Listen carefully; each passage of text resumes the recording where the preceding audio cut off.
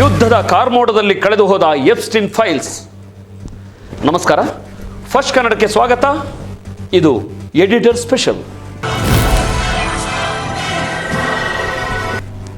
ದೋಸ್ತುಗಳೇ, ಕಲ್ಪನೆ ಮಾಡಿಕೊಳ್ಳಿ, ಜಗತ್ತಿನ ಅತಿ ದೊಡ್ಡ ಅತಿ ಪ್ರಭಾವಿ ಕುಳಗಳ ಕರಾಳ ಮುಖವಾಡ ಕಳಚುವಂಥ ಬರೋಬ್ಬರಿ 35 ಲಕ್ಷ ಪುಟಗಳ ರಹಸ್ಯ ದಾಖಲೆಗಳು ಜಗಜ್ಜಾಹೀರಾಗುತ್ತಿವೆ. ಅಲ್ಲಿ ಬರುವ ಪ್ರತಿಯೊಂದು ಹೆಸರು ಜಗತ್ತನ್ನೇ ಆಳುವವರದ್ದು. ಆದರೆ ಇದ್ದಕ್ಕಿದ್ದಂತೆ ಜಗತ್ತಿನ ಗಮನವೆಲ್ಲ ಬೇರೆಡೆ ತಿರುಗುತ್ತೆ. ಎಲ್ಲೆಡೆ ಬರೀ ಯುದ್ಧದ ಸದ್ದು. ಮಧ್ಯಪ್ರಾಚ್ಯದಲ್ಲಿ ಬಾಂಬ್ ಮಳೆ, ಲ್ಯಾಟಿನ್ ಅಮೆರಿಕದಲ್ಲಿ ಸಾರ್ವಭೌಮ ರಾಷ್ಟ್ರದ ಅಧ್ಯಕ್ಷನ ಕಿಡ್ನ್ಯಾಪ್ ಮತ್ತು ಇರಾನ್ ಬೀದಿಗಳಲ್ಲಿ ಸಾವಿರಾರು ಯುವಕರ ಮಾರಣ ಹೋಮ. ನಿಮಗನ್ನಿಸಬಹುದು ಇವೆಲ್ಲ ಬೇರೆ ಬೇರೆ ದೇಶಗಳಲ್ಲಿ ನಡೆದ ಬೇರೆ ಬೇರೆ ಘಟನೆಗಳು ಅಂತ. ಆದರೆ ರಿಯಾಲಿಟಿ ಏನಪ್ಪಾ ಅಂದರೆ ಇವೆಲ್ಲವೂ ಕಣ್ಣಿಗೆ ಕಾಣದ ಒಂದೇ ದಾರದ ತುದಿಗಳು. ಎಸ್, ಹೌದು, ನಾವು 2026ರ ಆರಂಭದಲ್ಲಿ ಜಗತ್ತು ಕಂಡ ಅತಿ ದೊಡ್ಡ ಡಿಸ್ಟ್ರಾಕ್ಷನ್ ಪಾಲಿಟಿಕ್ಸ್ ಅಂದರೆ ಗಮನ ಬೇರೆಡೆ ಸೆಳೆಯುವ ರಾಜಕಾರಣ ಮತ್ತು ಅದರ ಹಿಂದಿನ ಮಾಸ್ಟರ್ ಪ್ಲಾನ್ ಬಗ್ಗೆ ಮಾತಾಡ್ತಿದ್ದೇವೆ. ಎಪ್ಸ್ಟೀನ್ ಫೈಲ್ಸ್ಗೂ ಇಸ್ರೇಲ್ ಆಕ್ಯುಪೈಡ್ ಪ್ಯಾಲೆಸ್ಟೈನ್ ಅಮೆರಿಕದ ಮಾಸ್ಟರ್ ಪ್ಲಾನ್ಗೂ ಇರೋ ಲಿಂಕ್ ಏನು? ಇರಾನ್ನಲ್ಲಿ ಯುದ್ಧವೇ ಇಲ್ಲದಿದ್ದರೂ ಆರ್ಥಿಕತೆ ಯಾಕೆ ಕ್ರ್ಯಾಶ್ ಆಯಿತು? ಇದನ್ನೆಲ್ಲ ಯಾವುದೇ ಸೆನ್ಸಾರ್ ಇಲ್ಲದೆ ವಿಮರ್ಶಾತ್ಮಕವಾಗಿ ಮಾನವೀಯ ನೆಲೆಗಟ್ಟಿನಲ್ಲಿ ಇಂದು ಪೋಸ್ಟ್ ಮಾರ್ಟಮ್ ಮಾಡೋಣ. ಬನ್ನಿ, ವಿಡಿಯೋ ಕೊನೆಯವರೆಗೂ ನೋಡಿ, ಯಾಕಂದ್ರೆ ಜಾಗತಿಕ ರಾಜಕೀಯದ ಅಸಲಿ ಮುಖ ನಿಮ್ಮನ್ನ ಬೆಚ್ಚಿ ಬೀಳಿಸುತ್ತೆ. ದಿ ಎಪ್ಸ್ಟೀನ್ ಫೈಲ್ ಸ್ಫೋಟ ಮತ್ತು ಮುಚ್ಚಿ ಹಾಕಿದ ನಗ್ನ ಸತ್ಯಗಳು.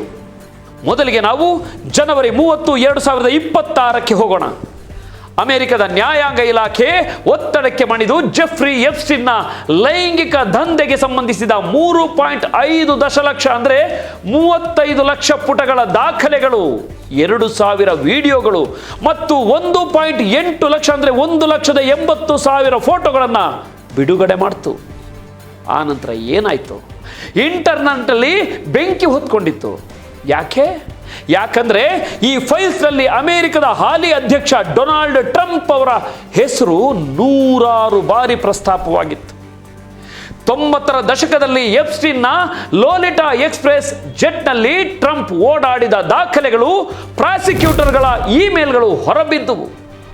ಆದರೆ ಅಸಲಿ ಟ್ವಿಸ್ಟ್ ಕಾದಿದ್ದು ಬೇರೆಯೇ ಕಡೆ. ಅಮೆರಿಕದ NPR ಮತ್ತು ಡೆಮೊಕ್ರೆಟಿಕ್ ಪಕ್ಷದ ತನಿಖೆಗಳು ಒಂದು ಭೀಕರ ಸತ್ಯವನ್ನು ಬಯಲು ಮಾಡಿದವು. ಅಮೆರಿಕದ ನ್ಯಾಯಾಂಗ ಇಲಾಖೆಯು ಉದ್ದೇಶಪೂರ್ವಕವಾಗಿಯೇ ಟ್ರಂಪ್ ವಿರುದ್ಧದ ಕೆಲವು ಅತಿ ಮುಖ್ಯ ಸಾಕ್ಷ್ಯಗಳನ್ನು ಮುಚ್ಚಿ ಹಾಕಿತ್ತು. ಎಸ್, ಅಪ್ರಾಪ್ತ ವಯಸ್ಸಿನಲ್ಲಿದ್ದಾಗ ಟ್ರಂಪ್ ಅವರಿಂದ ಲೈಂಗಿಕ ದೌರ್ಜನ್ಯಕ್ಕೊಳಗಾದರು ಎನ್ನಲಾದ ಮಹಿಳೆಯೊಬ್ಬರ FBI ವಿಚಾರಣೆಯ ಸುಮಾರು 50 ಪುಟಗಳ ದಾಖಲೆಗಳನ್ನು ಸಾರ್ವಜನಿಕ ಬಿಡುಗಡೆಯಿಂದ ಹೈಡ್ ಮಾಡಲಾಗಿತ್ತು.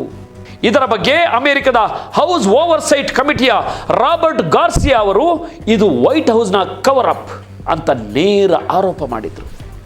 ಆದರೆ ಬಲಪಂಥೀಯ ಮಾಧ್ಯಮಗಳು ಮತ್ತು QAnon ಪಿತೂರಿ ಸಿದ್ಧಾಂತದವರು ಇದನ್ನ ಬರೀ ನಥಿಂಗ್ ಬರ್ಗರ್, ಹುರುಳಿಲ್ಲದ ಸುಳ್ಳು ಅಂತ ಬಿಂಬಿಸಲಿಕ್ಕೆ ಶುರು ಮಾಡಿದರು.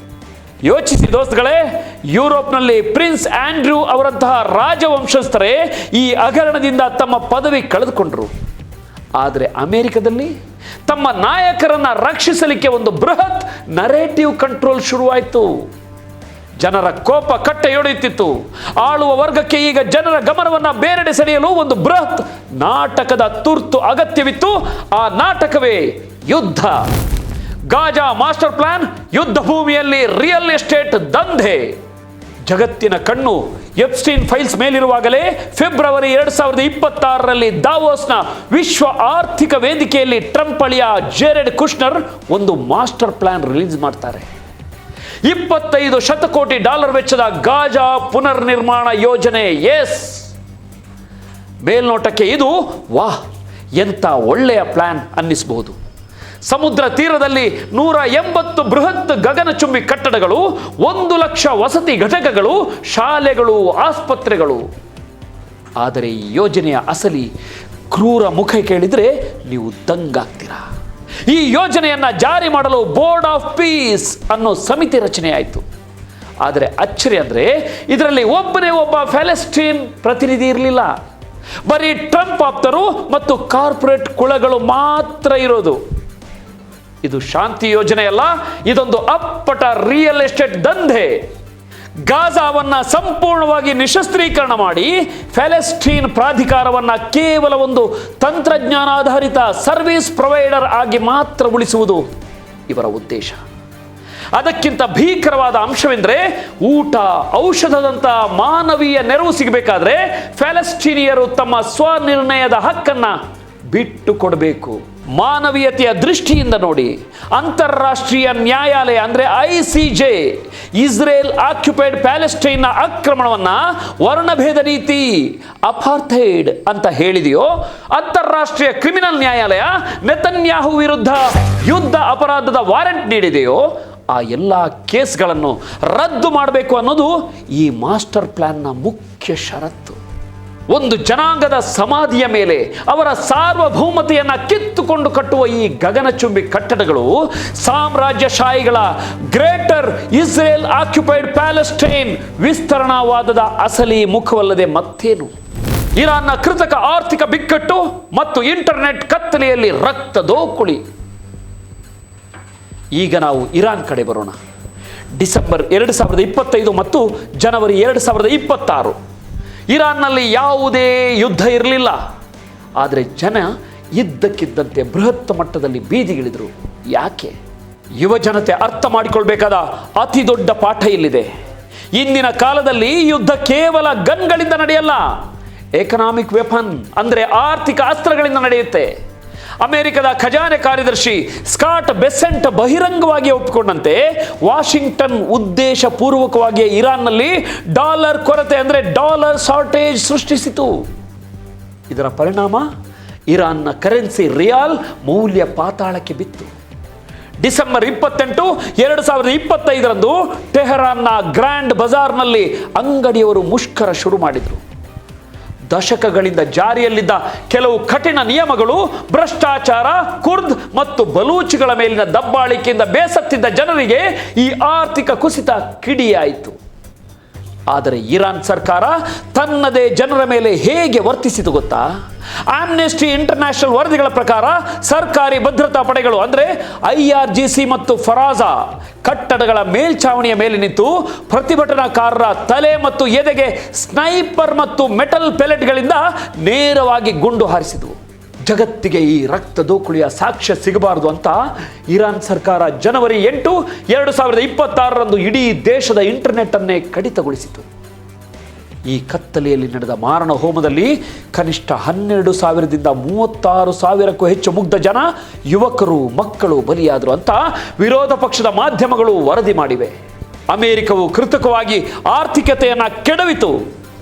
ಇರಾನ್ ಸರ್ಕಾರ ಈ ಸೇಡನ್ನು ತನ್ನದೇ ಜನರ ರಕ್ತ ಕುಡಿಯುವ ಮೂಲಕ ತೀರಿಸಿಕೊಂಡಿತು. ಅಧಿಕಾರದ ಈ ಗುದ್ದಾಟದಲ್ಲಿ ಬಲಿಯಾಗಿದ್ದು ಮಾತ್ರ ಕನಸುಗಳನ್ನು ಹೊತ್ತು ನಿಂತಿದ್ದ ಯುವ ಜನತೆ. ಆಪರೇಷನ್ ಎಪಿಕ್ ಫ್ಯೂರಿ ಯುದ್ಧದ ಅಸಲಿ ಉದ್ದೇಶ ಸೃಷ್ಟಿಸಿದ್ದು ಯಾರು? ಇರಾನ್ನ ಆಂತರಿಕ ಬಿಕ್ಕಟ್ಟು ತಾರಕಕ್ಕೇರುತ್ತಿದ್ದಂತೆಯೇ ಅಮೆರಿಕ ಮತ್ತು ಇಸ್ರೇಲ್ ಆಕ್ಯುಪೈಡ್ ಪ್ಯಾಲೆಸ್ಟೈನ್ನ ಕಾಯುತ್ತಿದ್ದ ಆ ಸಮಯ ಬಂತು. ಫೆಬ್ರವರಿ 28, 2026 ಅಮೆರಿಕ ಮತ್ತು ಇಸ್ರೇಲ್ ಆಕ್ಯುಪೈಡ್ ಪ್ಯಾಲೆಸ್ಟೈನ್ ಜಂಟಿಯಾಗಿ ಇರಾನ್ ಮೇಲೆ ಆಪರೇಷನ್ ಎಪಿಕ್ ಫ್ಯೂರಿ ಆರಂಭಿಸಿದವು. ಇರಾನ್ನ supreme leader Ayatollah Sayyid Ali Khamenei ಅವರನ್ನೇ ಈ ದಾಳಿಯಲ್ಲಿ ಹತ್ಯೆ ಮಾಡಲಾಯಿತು. ಟ್ರಂಪ್ ಏನು ಹೇಳಿದ್ರು ಗೊತ್ತಾ? ಇರಾನ್ ನಮ್ಮ ಮೇಲೆ ದಾಳಿ ಮಾಡಲು ಸಜ್ಜಾಗಿತ್ತು, ನಾವು ಸ್ವರಕ್ಷಣೆಗಾಗಿ ಹೊಡೆದವು ಅಂತ. ಆದರೆ ದೋಸ್ತುಗಳೇ, ಸತ್ಯ ಬೇರೆಯೇ ಇತ್ತು. ಖುದ್ದು ಅಮೆರಿಕದ ಪೆಂಟಗನ್ ರಕ್ಷಣಾ ಇಲಾಖೆ ಗುಪ್ತಚರ ವರದಿಗಳೇ ಸಂಸತ್ತಿನ ಮುಚ್ಚಿದ ಬಾಗಿಲಿನ ಸಭೆಗಳಲ್ಲಿ ಸ್ಪಷ್ಟಪಡಿಸಿದವು ಇದನ್ನ. ಇರಾನ್ ಕಡೆಯಿಂದ ಅಮೆರಿಕದ ಮೇಲೆ ದಾಳಿ ಮಾಡುವ ಯಾವುದೇ ಮುನ್ಸೂಚನೆ ಅಂದರೆ ಇಮ್ಮಿನೆಂಟ್ ಥ್ರೆಟ್ ಇರಲಿಲ್ಲ ಅಂತ. ಅಷ್ಟೇ ಅಲ್ಲ, ಓಮನ್ ದೇಶದ ಮಧ್ಯಸ್ಥಿಕೆಯಲ್ಲಿ ಇರಾನ್ ತನ್ನ ಪರಮಾಣು ಕಾರ್ಯಕ್ರಮವನ್ನು ಕೈ ಬಿಡಲಿಕ್ಕೆ ಒಪ್ಪಂದಕ್ಕೆ ಸಹಿ ಹಾಕುವ ಹಂತದಲ್ಲಿತ್ತು. ಆ ಮಾತುಕತೆಯನ್ನು ಮುರಿದು ಈ ದಾಳಿ ಮಾಡಲಾಯಿತು. ಹಾಗಾದರೆ ಈ ಯುದ್ಧ ಯಾಕೆ ಬೇಕಿತ್ತು? Regime change. ಎಸ್, ಇರಾನ್ ಆಡಳಿತವನ್ನು ಕಿತ್ತು ಹಾಕಿ ಅಮೆರಿಕ, ಇಸ್ರೇಲ್ ಆಕ್ಯುಪೈಡ್ ಪ್ಯಾಲೆಸ್ಟೈನ್ ತಾಳಕ್ಕೆ ಕುಣಿಯುವ ಸರ್ಕಾರ ತರೋದು. ಆಂತರಿಕ ಚುನಾವಣಾ ನಿಯಂತ್ರಣ. 2026 ಅಮೆರಿಕದ ಮಧ್ಯಂತರ ಚುನಾವಣೆಗಳಲ್ಲಿ ಟ್ರಂಪ್ಗೆ ಹಿನ್ನಡೆಯಾಗುವ ಭಯವಿತ್ತು. ಯುದ್ಧದ ನೆಪದಲ್ಲಿ ರಾಷ್ಟ್ರೀಯ ತುರ್ತು ಪರಿಸ್ಥಿತಿ ನ್ಯಾಷನಲ್ ಎಮರ್ಜೆನ್ಸಿ ಘೋಷಿಸಿ ಚುನಾವಣಾ ಪ್ರಕ್ರಿಯೆಯನ್ನು ತನ್ನ ಹತೋಟಿಗೆ ತೆಗೆದುಕೊಳ್ಳುವ ಬಹುದೊಡ್ಡ ಪ್ಲಾನ್ ಇದಾಗಿತ್ತು. ಟ್ರಂಪ್ ದೇಶದೊಳಗಿನ ರೆಜಿಮ್ ಚೇಂಜ್ ತಡಿಲಿಕ್ಕೆ ಇರಾನ್ನಲ್ಲಿ ರೆಜಿಮ್ ಚೇಂಜ್ಗೆ ಮುಂದಾದರು ಅಂತ ವಿಶ್ಲೇಷಕರು ಬರೆದಿದ್ದಾರೆ. ಡಿಸ್ಟ್ರಾಕ್ಷನ್, ಮುಖ್ಯವಾಗಿ ನಾನು ಮೊದಲೇ ಹೇಳಿದ ಹಾಗೆ ಎಪ್ಸ್ಟೈನ್ ಫೈಲ್ಸ್ ಹಗರಣವನ್ನು ಜನರ ಮೆದುಳಿನಿಂದ ವಾಶ್ಔಟ್ ಮಾಡೋದು. ಆದರೆ ಈ ಯುದ್ಧದ ಬೆಲೆ ಇಡೀ ಜಗತ್ತು ತೆರುತ್ತಿದೆ. ಇರಾನ್ ಪ್ರತಿದಾಳಿ ಮಾಡಿತು. ಗಲ್ಫ್ ರಾಷ್ಟ್ರಗಳ ಅಮೆರಿಕದ ಸೇನಾ ನೆಲೆಗಳ ಮೇಲೆ ಕ್ಷಿಪಣಿಗಳು ಬಿದ್ದವು. ವಿಶ್ವದ 20% ತೈಲ ಸಾಗಣೆ ಆಗುವ ಹಾರ್ಮುಜ್ ಜಲಸಂಧಿ ಸ್ಟ್ರೈಟ್ ಆಫ್ ಹಾರ್ಮುಜ್ ಮುಚ್ಚಿ ಹೋಯಿತು. ಅಮೆರಿಕದ ಈ ಕಾನೂನು ಬಾಹಿರ ಆಕ್ರಮಣದಿಂದ ಬೇಸತ್ತ ಜಗತ್ತು ಡಾಲರ್ ಬಳಕೆಯನ್ನೇ ಕಡಿಮೆ ಮಾಡತೊಡಗಿತ್ತು. ಡಿ-ಡಾಲರೈಸೇಷನ್ ಅಂತ ಹೇಳ್ತಾರೆ ಇದನ್ನ. ಡಾಲರ್ ಮೌಲ್ಯ 7% ಕುಸಿಯಿತು. ವೆನೆಜುವೆಲಾ ಅಬ್ಸಲ್ಯೂಟ್ ರಿಸರ್ವ್ನ ಸಾಮ್ರಾಜ್ಯಶಾಹಿ ದರ್ಪ, ಅಮೆರಿಕದ ದರ್ಪ ಕೇವಲ ಮಧ್ಯಪ್ರಾಚ್ಯಕ್ಕೆ ಸೀಮಿತವಾಗಿರಲಿಲ್ಲ. ಜನವರಿ 3, 2026 ಲ್ಯಾಟಿನ್ ಅಮೆರಿಕದ ಸಾರ್ವಭೌಮ ರಾಷ್ಟ್ರ ವೆನೆಜುವೆಲಾದ ರಾಜಧಾನಿ ಕ್ಯಾರಕಾಸ್ ಮೇಲೆ ಅಮೆರಿಕದ ಡೆಲ್ಟಾ ಫೋರ್ಸ್ ಕಮಾಂಡೋಗಳು ವೈಮಾನಿಕ ದಾಳಿ ನಡೆಸಿದರು. ಆಪರೇಷನ್ ಹೆಸರು ಅಬ್ಸಲ್ಯೂಟ್ ರಿಸಾಲ್ವ್. ವೆನೆಜುವೆಲಾ ಅಧ್ಯಕ್ಷ ನಿಕೋಲಸ್ ಮಡುರೋ ಮತ್ತು ಅವರ ಪತ್ನಿಯನ್ನ ಅಕ್ಷರಶಃ ಕೈದಿಗಳಂತೆ ಸೆರೆ ಹಿಡಿದು ನ್ಯೂಯಾರ್ಕ್ ಜೈಲಿಗೆ ತಳ್ಳಿದರು. ಮಾದಕ ವಸ್ತು ಕಳ್ಳ ಸಾಗಣೆ ಅಂದರೆ ನ್ಯಾರ್ಕೋ ಟೆರರಿಸಂ ಆರೋಪ ಹೊರಿಸಿ ಒಂದು ದೇಶದ ಚುನಾಯಿತ ಅಧ್ಯಕ್ಷನನ್ನೇ ಕಿಡ್ನಾಪ್ ಮಾಡೋದು ಅಂತಾರಾಷ್ಟ್ರೀಯ ಕಾನೂನಿನ ಸ್ಪಷ್ಟ ಉಲ್ಲಂಘನೆ. ಆದರೆ ಡೊನಾಲ್ಡ್ ಟ್ರಂಪ್ ಆಡಳಿತಕ್ಕೆ ಬೇಕಾಗಿದ್ದು ಮಡುರೋ ಅಲ್ಲ, ವೆನೆಜುವೆಲಾದಲ್ಲಿರುವ ಜಗತ್ತಿನ ಅತಿ ದೊಡ್ಡ ತೈಲ ನಿಕ್ಷೇಪ. ಅಮೆರಿಕದ ಶೆವ್ರಾನ್ ನಂತಹ ಕಾರ್ಪೊರೇಟ್ ಕಂಪನಿಗಳಿಗೆ ಆ ತೈಲ ಸಂಪತ್ತನ್ನು ಒಪ್ಪಿಸುವ ಹುನ್ನಾರ ಇದಾಗಿತ್ತು. 19ನೇ ಶತಮಾನದ ಮನ್ರೋ ಡಾಕ್ಟ್ರೈನ್ ತರಹ ಲ್ಯಾಟಿನ್ ಅಮೆರಿಕ ನಮ್ಮ ಹಿತ್ತಲು, ಅಲ್ಲಿ ರಷ್ಯಾ ಚೀನಾ ಬರಬಾರದು ಅಂತ ಎಚ್ಚರಿಕೆ ನೀಡಲಿಕ್ಕೆ ಈ ಟ್ರಂಪ್ ತಂದ ಡಾನ್ರೋ ಡಾಕ್ಟ್ರೈನ್ ನ ಭೀಕರ ಪ್ರಯೋಗ ಇದು. ಒಬ್ಬರ ಮನೆಗೆ ನುಗ್ಗಿ ಅವರ ಸಂಪತ್ತನ್ನು ದೋಚಲು ಅಲ್ಲಿನ ಯಜಮಾನನನ್ನೇ ಜೈಲಿಗೆ ಹಾಕುವ ಲೆಕ್ಕಾಚಾರ ಇದು. ಇದು ಪ್ರಜಾಪ್ರಭುತ್ವದ ರಕ್ಷಣೆಯಲ್ಲ, ಇದು ಅಪ್ಪಟ ರೌಡಿಸಂ. ದೋಸ್ತುಗಳೇ, ಈ ಎಲ್ಲ ಘಟನೆಗಳನ್ನು ಒಟ್ಟುಗೂಡಿಸಿ ನೋಡಿ. 2026ರ ಆರಂಭವು ನಮಗೆ ಕಲಿಸಿದ ಅತಿದೊಡ್ಡ ಪಾಠವೇನು?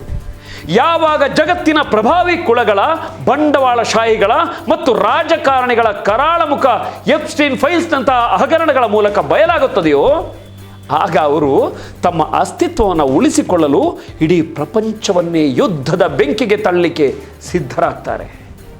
ಗಾಜಾದ ನಿರಾಶ್ರಿತರ ಸಮಾಧಿಗಳ ಮೇಲೆ ಐಷಾರಾಮಿ ಕಟ್ಟಡ ಕಟ್ಟುವ ವಾಣಿಜ್ಯೀಕರಣ ಇರಬಹುದು, ಇರಾನ್ನಲ್ಲಿ ಕೃತಕ ಡಾಲರ್ ಕೊರತೆ ಸೃಷ್ಟಿಸಿ ಯುವಕರ ಮಾರಣ ಹೋಮಕ್ಕೆ ಕಾರಣವಾಗಿದ್ದಿರಬಹುದು, ಅಥವಾ ವೆನೆಜುವೆಲಾ ಅಧ್ಯಕ್ಷನನ್ನೇ ಸೆರೆ ಹಿಡಿದು ತೈಲ ಸಂಪತ್ತನ್ನು ಲೂಟಿ ಮಾಡುವುದಿರಬಹುದು. ಇವೆಲ್ಲವೂ ಅಮೆರಿಕದ ಮಿಲಿಟರಿ ಇಂಡಸ್ಟ್ರಿಯಲ್ ಕಾಂಪ್ಲೆಕ್ಸ್ ಮತ್ತು ಕಾರ್ಪೊರೇಟ್ ಶಕ್ತಿಗಳ ಕಪಿಮುಷ್ಟಿಯ ಆಟಗಳು. ಯುದ್ಧ ಅನ್ನೋದು ಇವರಿಗೆ ಕೇವಲ ವ್ಯವಹಾರ ಮತ್ತು ತಮ್ಮ ಮೇಲಿನ ಕಳಂಕವನ್ನು ಮರೆಮಾಚುವ ಅಸ್ತ್ರವಷ್ಟೇ. ಇಂದಿನ ಯುವಜನತೆ, ನೀವು ಮತ್ತು ನಾನು ಕೇವಲ ಟಿವಿ ಮತ್ತು ಸೋಷಿಯಲ್ ಮೀಡಿಯಾ ತೋರಿಸುವ ಡಿಸ್ಟ್ರಾಕ್ಷನ್ ಬೆನ್ನೇರಿ ಹೋಗಬಾರದು. ಆ ನಾಟಕದ ಹಿಂದಿರುವ ನಿರ್ದೇಶಕರು ಯಾರು, ಅವರ ಆರ್ಥಿಕ ಲಾಭವೇನು, ಅವರ ರಾಜಕೀಯ ಅಸ್ತಿತ್ವದ ಲೆಕ್ಕಾಚಾರಗಳೇನು ಅನ್ನೋದನ್ನು ವಿಮರ್ಶಾತ್ಮಕ ದೃಷ್ಟಿಯಿಂದ ನೋಡಬೇಕು. ಮಾಹಿತಿ ಅತಿರೇಕದ ಇನ್ಫಾರ್ಮೇಷನ್ ಓವರ್ಲೋಡ್ ಅನ್ನುವಂಥ ಈ ಕಾಲದಲ್ಲಿ ಸತ್ಯವನ್ನು ಶೋಧಿಸುವ, ಪ್ರಶ್ನಿಸುವ ಪ್ರಜ್ಞೆಯನ್ನು ನೀವು ಬೆಳೆಸಿಕೊಳ್ಳಲೇಬೇಕು. ಯುದ್ಧದ ಭೀಕರ ಸದ್ದಿನಲ್ಲಿ ಎಪ್ಸ್ಟೈನ್ ಫೈಲ್ಸ್ನಂತಹ ಹಗರಣಗಳ ದನಿ ತಾತ್ಕಾಲಿಕವಾಗಿ ಮುಚ್ಚಿ ಹೋಗಿರಬಹುದು, ಆದರೆ ಪ್ರಜ್ಞಾವಂತ ಯುವಜನತೆಯ ಪ್ರಶ್ನೆಗಳಿಂದ ಸತ್ಯವನ್ನು ಎಂದಿಗೂ ಸಾಯಿಸಲು ಸಾಧ್ಯವಿಲ್ಲ. No, never. ಈ ವಿಡಿಯೋ ನಿಮ್ಗೆ ಇಷ್ಟವಾಗಿದ್ದರೆ ದಯವಿಟ್ಟು ಲೈಕ್ ಮಾಡಿ, ಪ್ರತಿಯೊಬ್ಬರಿಗೂ ಶೇರ್ ಮಾಡಿ ಮತ್ತು ನಿಮ್ಮ ಅನಿಸಿಕೆಗಳನ್ನು ಕಮೆಂಟ್ ಮಾಡಿ. ಸತ್ಯವನ್ನು ಪ್ರಶ್ನಿಸುತ್ತಲೇ ಇರಿ, ಜಾಗೃತರಾಗಿರಿ. ಯಾಕಂದರೆ ಇದು ಕೇವಲ ಸುದ್ದಿ ಅಥವಾ ಸುದ್ದಿಗಳ ವಿಶ್ಲೇಷಣೆಯಲ್ಲ, ಇದು ಒಂದು ಚಳುವಳಿ. ಮುಂದಿನ ವಿಡಿಯೋದಲ್ಲಿ ಸಿಗೋಣ. ನೋಡ್ತಾ ಇರಿ ಫಸ್ಟ್ ಕನ್ನಡ. ನಮಸ್ಕಾರ. ಜೈ ಹಿಂದ್, ಜೈ ಕರ್ನಾಟಕ.